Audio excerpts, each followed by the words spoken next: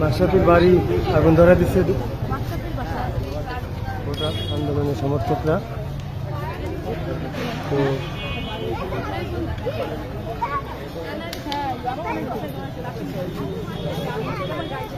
বাড়ির ভিতরে একদম সব ছাই হয়ে গেছে। কারা? ওই লোকজনরা যারা আসছিল মানে মালামাল অনেক বের করে নিয়েছে লুটপাটের মতো। ও ওইটা ওখানে জিম আছে নাকি? ওইটা মাশরাফির জিম না? ওইখানে ওই জিমটা? ও আচ্ছা আচ্ছা।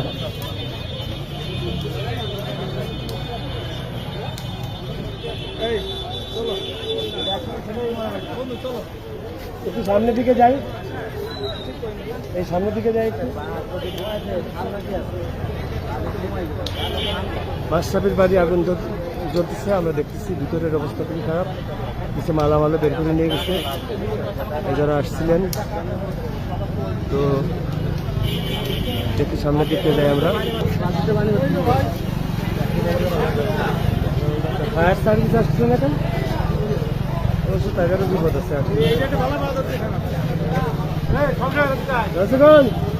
সামনে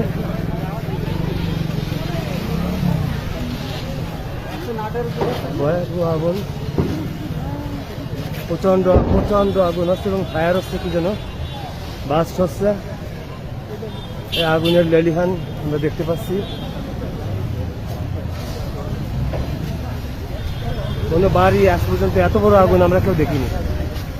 কোনো বাড়িতে এত বড় আগুন, প্রচন্ড আগুন দাউ দাউ করে জ্বলছে। এদিকে জিম ছিল, এই জিমের সমস্ত মালামাল লুট হয়ে গেছে। এটা মাশরাফির জিম ছিল। আর এই যে বাড়িটার পুরোটাই জ্বলে। এখানটা যা ঠিক হবে। এই বোধাই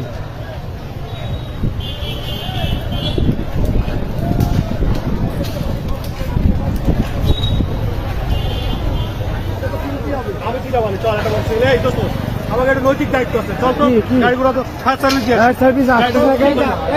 আমি আরো দেখা যাক ফোন দিচ্ছি। আমি আরো ব্যবস্থা করবো।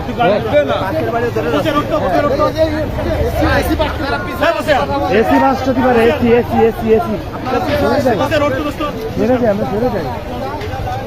প্রচন্ড প্রচন্ড আগুন।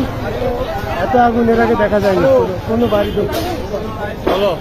ভাই না দেওয়ানো উচিত, কারণ বিদ্যুতের লাইন রয়েছে তো। বিদ্যুতের লাইন দিচ্ছে, এইখানে বাস ছুটি পারে, ওইগুলো বাস ছুটি পারে। রসগোল